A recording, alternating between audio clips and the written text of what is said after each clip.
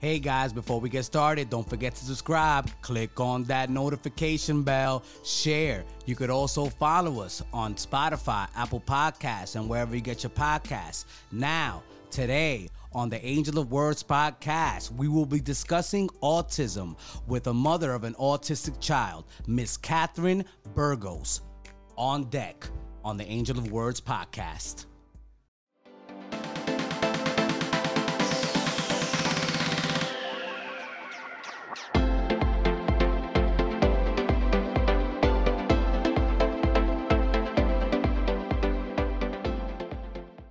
Hello, everyone, and welcome to another edition of the Angel of Words podcast. And today is a very important podcast because we will be discussing the Handicapped Children's Act of 1975 and the effects of its remnants in today's society. And to talk about this, we will be speaking to Miss Katherine Burgos, mother of an autistic child. Miss Burgos, thank you for joining us today on the Angel of Words podcast. It's a pleasure to have you. Glad to be here. Thank you. Well, Ms. Burgos, you know, you are a mother of an autistic child, and I know that that's not an easy burden to carry. And with the coronavirus and kids seemingly having to go back, things opening up, you already being shut down because you're from New York. You've already been shut down since, basically early March. First of all, could you take us through what it was like dealing with that situation? It's been extremely hard. Everything just happened out of the night. The changes just randomly, unexpectedly happened. So, and it's just been hard, especially for me because I don't have like a lot of help. I was mostly me hands-on. Like I'm a single parent, so I'm 24/7 around the clock already. Having to do everything, and then now with the pandemic kicking in, it's like extra. Like hard. I have to take him everywhere with me to get things done. It's just really hard. I don't really have help to get, things done as I have to take him everywhere with me. So now, really did you have therapists coming to the home during the pandemic? Was it something that you had to do via Zoom? In terms of like helping him out? Well, he was getting his therapies in school, so now all the therapy sessions are being done through video. Oh, everything's being done through video, and you obviously have to be there. And I could imagine it's kind of challenging because it's really you're not a therapist yourself, so you really have to go above and beyond now to make sure that your child is getting the proper care that he needs. And how long has he been receiving this care for? Ever since he's been diagnosed, since about the age of 2. Okay, the age of 2. Now, could you discuss like that evaluation process? Because I know it must be difficult as a mother when you realize that your child may have a problem. Could you take us there? Like when you first started finding out that this is something that you may have to, that you have to deal with in order to get him a quality form of education? Where everything started at first, I noticed that at 6 months, he had about 6 to 8 words in his vocabulary. And then with time, it started to decrease, and I started to notice that something wasn't right. He went from talking to not saying nothing at all. Then he was trying to stand up in the crib. Then he wouldn't try to stand. So he also had, motor skill problems. So I brought the test to his doctor, and she suggested that I get him evaluated. And so I did it. And then they told me, he had autism, and I'm like, I didn't know what autism was. So I had to educate myself, but I didn't have time to dwell in it. I felt like, okay, if that's what it is, that's what do we got to do to move forward? What could I do to help him? I didn't have time to cry about it. I didn't have time to really, I didn't have time to be in denial. I knew that I needed to help him, and I just said, what we got to do to move forward. And I got him help, and I've been getting him therapy ever since. Now, this help, does it come? Is it something that comes out of pocket expense? Do the insurances are paying for this? Does it come out of Social Security disability? How does that situation work? The medical insurance covers it. Okay, they do cover and they cover all the therapies, and you deal with different agencies, I would imagine. Yeah. Okay. Now, are the agencies, do you have trust in these agencies? Do you feel like they've been doing a good job thus far? I mean, I've had, at first in the beginning when he was younger, I've had therapists come in that were no good, and I would just know, and I'll get rid of them, and I said, listen, this is not working for me, send me somebody else. So I knew when people were there to genuinely be of help and care for him, and I knew when people were there just to do their time and make their money and go. So, you know, I've had people that were no good in that, and I got rid of them, and then I had people that were good that, you know, really thankful to them.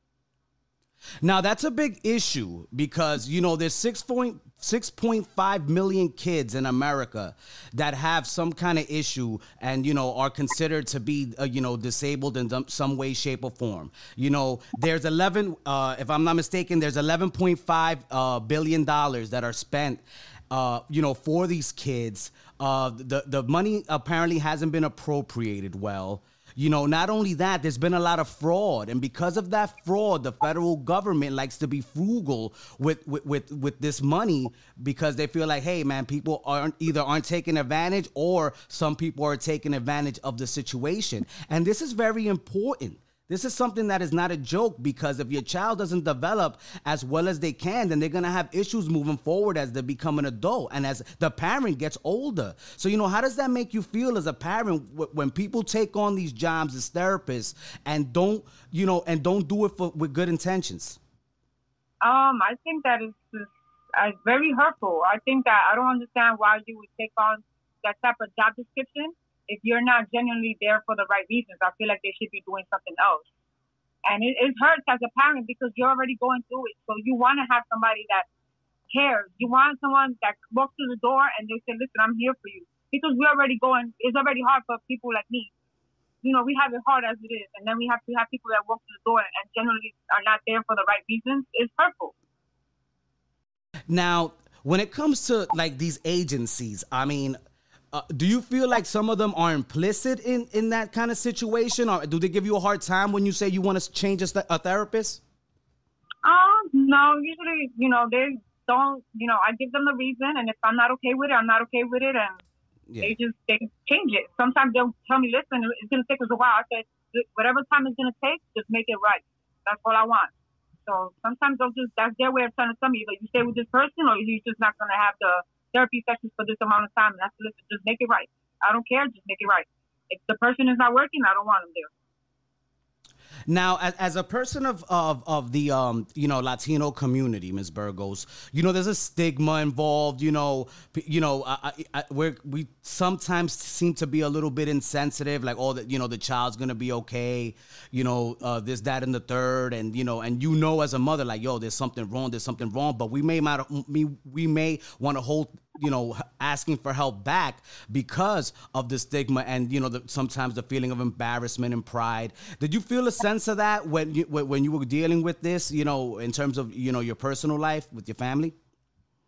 Like, did I feel what exactly? Like, I don't know. Like, did you feel like, you know, like a little bit ashamed to admit the problem? Never. I'm not really, not ashamed. I wouldn't say ashamed, no.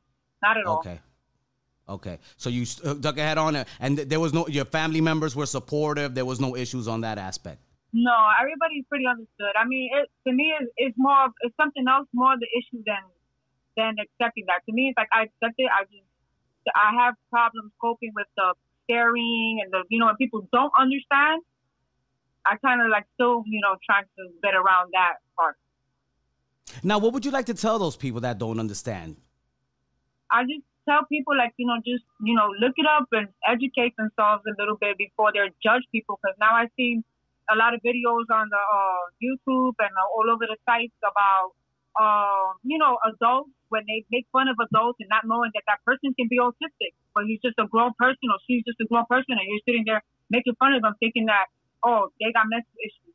They don't stop to think, oh, maybe they have some type of disability, you know, and then they're quick to pull the camera out and start recording. I say, and that breaks my heart because I say, that could be my son one day. And if I see somebody treating my son like that, it's not going to be good, you know? It's very sad. It's very sad. Yeah, no, I mean...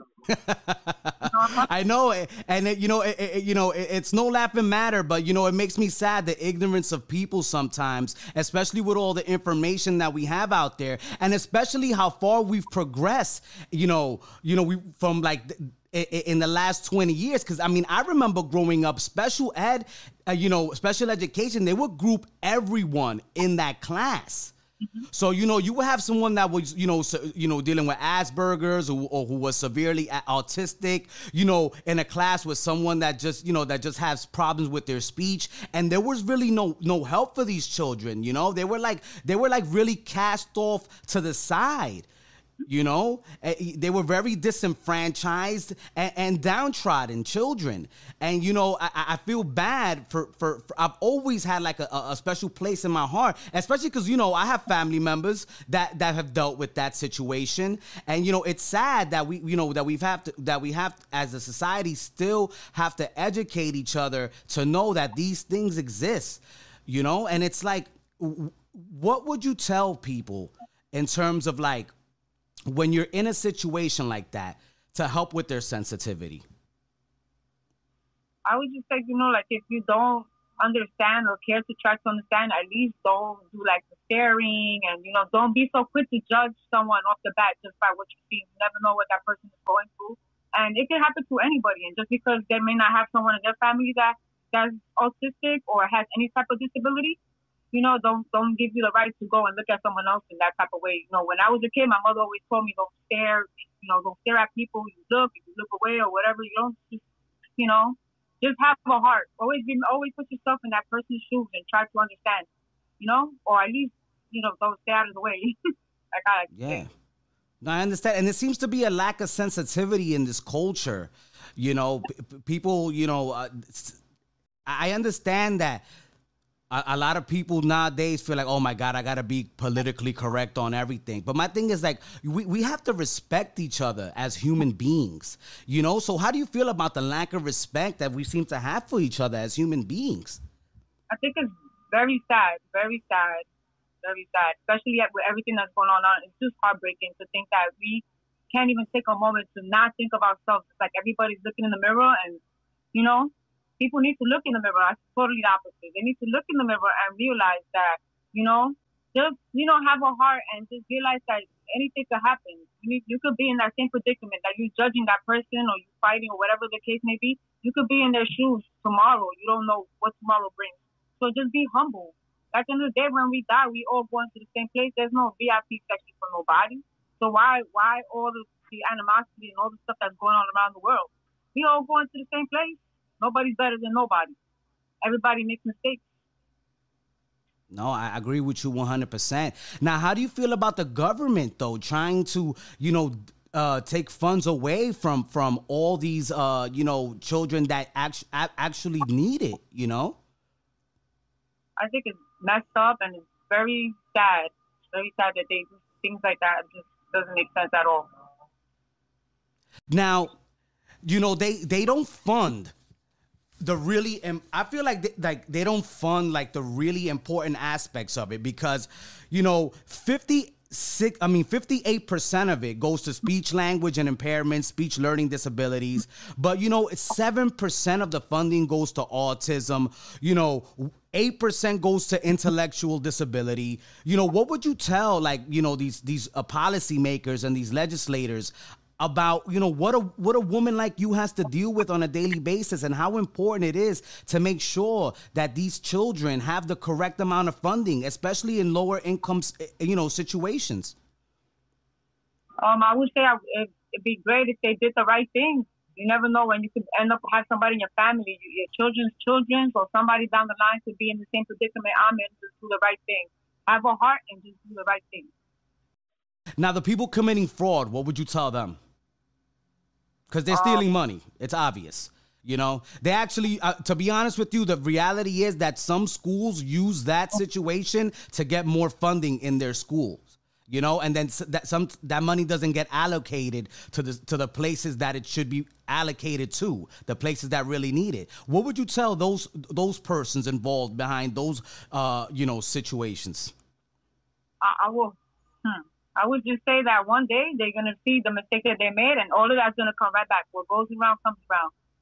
That's going to come right back and there's not going to be no good outcome from stealing and committing forgery. Now, you know, and it's important to say that, you know, you are also a person, You know, and full disclosure, Catherine and I are cousins, and she is one of the people in my life who I've admired since a little kid, because you have overcome cancer and child cancer. Was it leukemia? What kind of cancer did you overcome, Ms. Burgos? It was Hodgkin's. Hodgkin's lymphoma. Okay. And I remember, growing up, I'll be honest with you, nobody thought that you were going to make it. No. Everybody was always worried. Everyone was always worried about you, and the fact that you've been able to overcome and become such a strong woman and overcome that adversity, what was that like, growing up as a child and the hardship that you had to go through? It was difficult. I missed out a lot of school. I was in the third grade at the time, so I had to repeat the third grade because I missed a lot of citywide tests and stuff.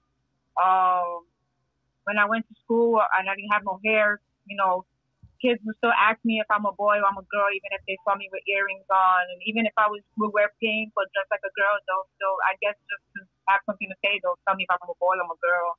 So I get made fun of at the time. It was a very difficult time.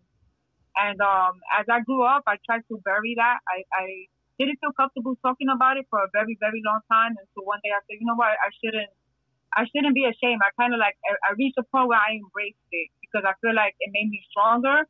So I felt like, okay, now I feel comfortable posting a picture of me without no hair and stuff like that. Something that I try to bury, now I feel comfortable enough to put it out there. Now, was there ever a point where you were bullied in school? Not so much bullying. I guess it didn't go as far as asking me if I'm a boy or girl, things like that, just staring, because I didn't have any hair. But anything worse than that, not really. No. And now as a woman, as you reflect on that situation, what would you tell the little you right now? Not to be scared. I was very, very scared and shy. No, I don't know. It's a very sensitive topic. It's hard for me to, it's hard. No, but, we want to empower the people that may be dealing with this. And, thank you so much for even answering the question, because, it's important, man. I feel like people, there's a lack of care in this world that needs to be stumped, it needs to be stopped. And that, that's why I appreciate you telling us your story. And, how, your family, how strong were they, during those times? Oh, very strong. My mom was always by my side, and they were really supportive. And my mom is my champ. Forget it. My mom was always there. She really helped me through the whole thing. Like, my mom is she's my rock. Now, as a teenager, as you start, how long was the recovery process, first of all? Did you have any surgeries or anything of that nature? Surgeries, yes. I had surgery about 3 times. They removed my tonsils, and then to put the kit for the chemotherapy, I had it done 2 times on one side and once on the other. So I was in surgery for quite a few times.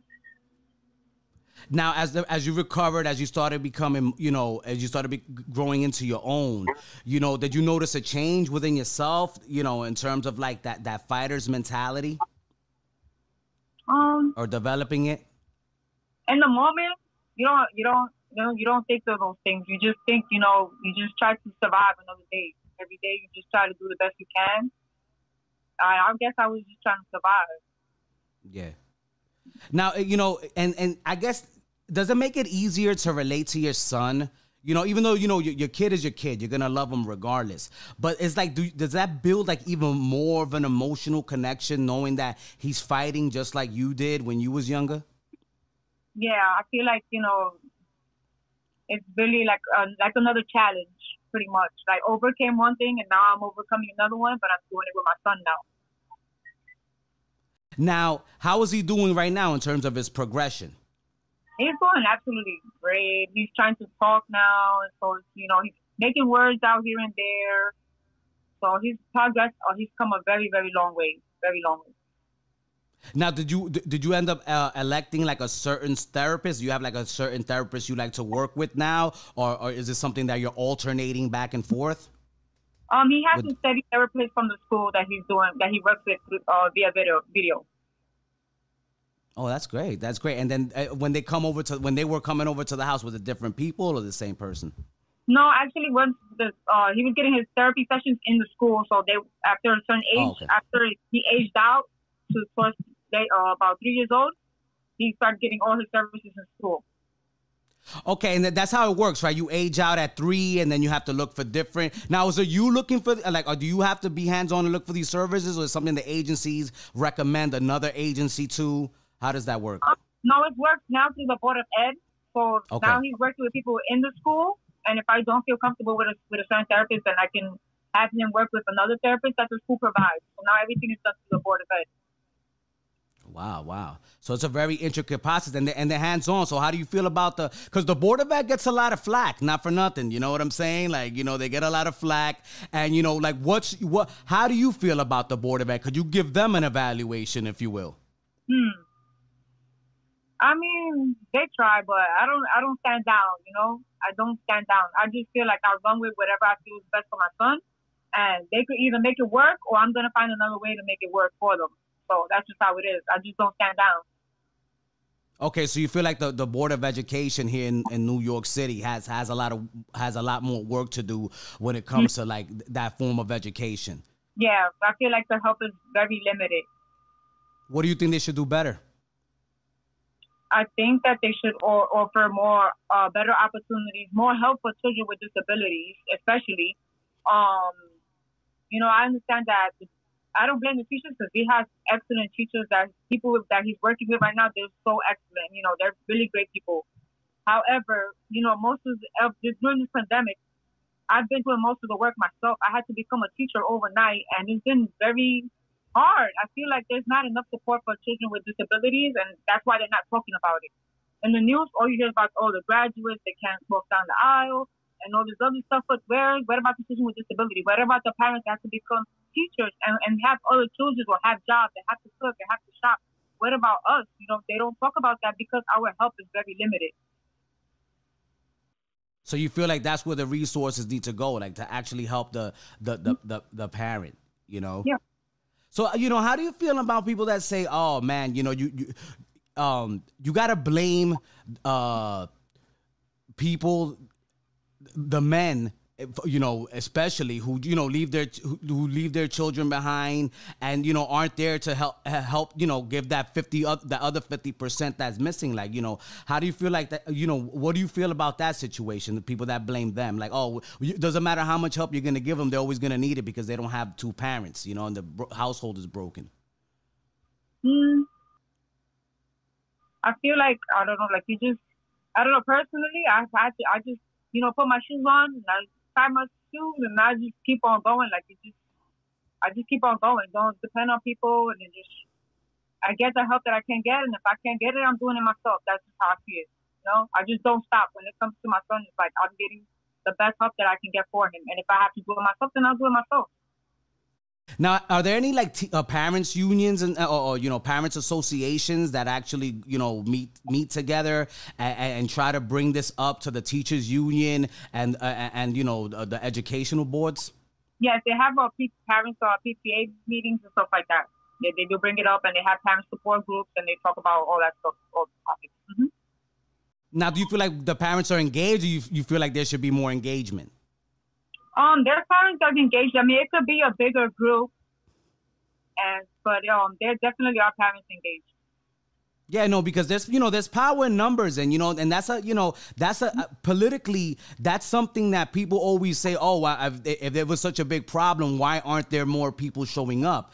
And I honestly sometimes agree with them, because if there is an issue and you feel passionate about it, I feel like if you can't go yourself, send a representative. Make it open for people to send representatives. Like how we send representatives to represent us in politics, we should be able, if you can't make it as a parent because you're overwhelmed with what it is you're doing, you should be able to send a representative to get you information, to speak your voice, because, and I feel like it's exclusive. Like I don't feel like they don't allow that unless it's like your child is in there. They're not really open to that idea. Right. I agree. That's exactly how it is. Mm-hmm. And do you think that would be helpful if people would like be able to send representatives? Yeah. That's what makes a difference when people stand up and they see that there's, more of people complaining about the same thing and trying to make a difference. They listen more to a larger group than a small group. If we all got to come together, that's the only way we can make a difference. Now, in terms of like telling a parent, giving a message to the parents that are out there dealing with the situation, also what you've gone through in your personal life, kids that are, are dealing with cancer right now, what would your message be to them as a person that has dealt with this on the front lines, hardcore? I would say be strong. I know personally offhand how hard it can be. I have days where they're great and I have days where I'm breaking down crying because it's so hard. But as long as we keep pushing, because we have a purpose, and that purpose is our children. And no one's going to take care of them better than us, so we have to be strong. And, one day they're going to make us proud, and it'll all be worth it in the long run. So God first, and everything else is going to happen. And to the children, in the hospitals right now, dealing with cancer, going through chemo, things of that nature, what would you tell them? So be strong and always wear a smile. Find happiness and things that you enjoy doing, and never give up. It's a beautiful message. And now it is time, Miss Burgos, to play 5 Words with Angel. All right, today on 5 Words with Angel, I'm going to give you a word / phrase. You're going to tell me the first word that comes to your mouth. Miss Katherine Burgos, here we go. The first word is autism. Strong. The next word is children. Love. The next word is COVID-19. Over it. I know we're wrong. How do you feel about the kids being sent back to school that in those high COVID areas? Do you feel like that's cool or not? That's a horrible idea, and my son is not going to school anytime soon. They better come up with a new plan. All right, I hear that. All right. The fourth word here on / phrase on 5 Words with Angel, we have the Bronx. Home. All right. And the last word is a curveball. The last word on 5 Words with Angel, and I know how much you rock with these cats, the New York Yankees. Oh, I love them. Number 1. Oh, man. That's what's up. That's what's up. Now, do you know of any places that people can go to donate or whatnot? Do you have the address of the Board of Education that people could write to, about this situation for the people listening all over the world that, are touched by your story and the things that you've been through? I can find out the information through the PTA meeting. But offhand, I don't have it available right now. Okay, yeah. No, I'll list it. What I'll do is, when you get me that information, I'll list it, the week that the podcast comes out so people can go and reach out to them. All right? Mm-hmm. Sounds good. Now, give my best to little Ray, cuz. Thank you, Miss Katherine Burgos, for joining us here on the Angel of Words podcast. We really appreciate your time. We really appreciate your story. And everyone out there, like she said, be strong. Don't let nobody tell you can't do anything, because at the end of the day, it's up to your self-will. Look at this person right here. I remember her, growing up, holding on, giving you hugs, making sure that you felt like you were a part of us. You know what I mean? When you didn't have any hair and you were going through all your tough situations in life. And, I remember visiting you all the time and just showing you mad love. And, that's my message out there to everyone, man. Give each other love. With love, we conquer. With love, we take over. With unity, there's strength. With division, there's nothing, And thank you so much, because I really appreciate you. I'm very proud of you, and I'm very proud of the work that you've done with Ray. And, I will be paying attention. And you take care of yourself, okay? Thank you so much. Thank you so much for having me. Take care. You already know. You too. Bye-bye. Hey everyone, I really hope you enjoyed the powerful messages given to us by the mother of an autistic child and cancer survivor, Miss Katherine Burgos. If you want to continue following the Angel of Words podcast, please click on that notification bell on YouTube. You know that you could also follow us on Spotify, Apple Podcasts, and wherever you get your podcasts. And if you want to know what I'm up to on my social media, please follow me at Angel of Words ENT. Thank you for tuning in, everybody. Talk to you later.